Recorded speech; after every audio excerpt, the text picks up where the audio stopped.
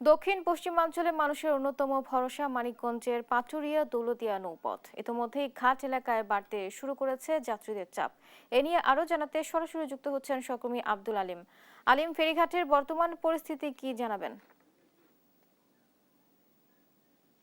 বুবলি, ঈদের আনন্দ ভাগাভাগি করতে প্রিয়জনদের সাথে ঈদ করতে কিন্তু ঘরে ফিরছে মানুষ। তো এই দেশের দক্ষিণ পশ্চিমাঞ্চলের 21 জেলার যে অন্যতম প্রবেশপথ রয়েছে এই পাটুরিয়া দৌলতদিয়া নৌপথ এবং আরিচা কাজির হাট এই নৌপথে এই পাটুরিয়া দৌলতদিয়া নৌপথে 17টি ফেরি দিয়ে যাত্রী এবং যানবাহন পারাপার করা হচ্ছে এবং এই আরিচা কাজির হাট নৌপথে 5টি ফেরি দিয়ে যাত্রী এবং যানবাহন পারাপার করা হচ্ছে। তো আমরা সকাল থেকে অবস্থান করছি এই পাটুরিয়ার ফেরিঘাট এলাকায়। তো এখানে যেটা দেখতে পেয়েছি যে কোনো যাত্রীরা কিন্তু নির্বিঘ্নে ঘাটে আসা মাত্রই কিন্তু তারা খুব সহজেই কিন্তু পারাপার হতে পারছে কোনো রকম ভোগান্তি ছাড়াই।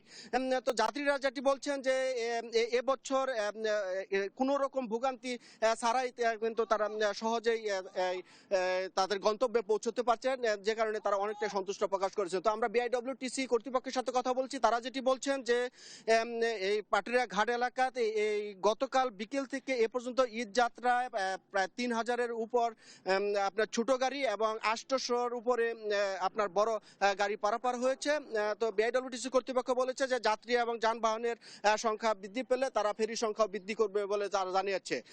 তো এবছর ঈদ যাত্রায় কিন্তু এই পাটুরিয়া দৌলতদিয়া নৌপথে কিন্তু কোনো রকম ভোগান্তি নেই বললেই চলে এবং কোনো রকম যে যানবাহনের যে দীর্ঘ সারি কিংবা যানজট সেটিরও কিন্তু নেই। তো বুবলি, এই ছিল আমার কাছে পাটুরিয়া দৌলতদিয়া নৌপথ থেকে ঈদ যাত্রা নিয়ে সর্বশেষ খবর।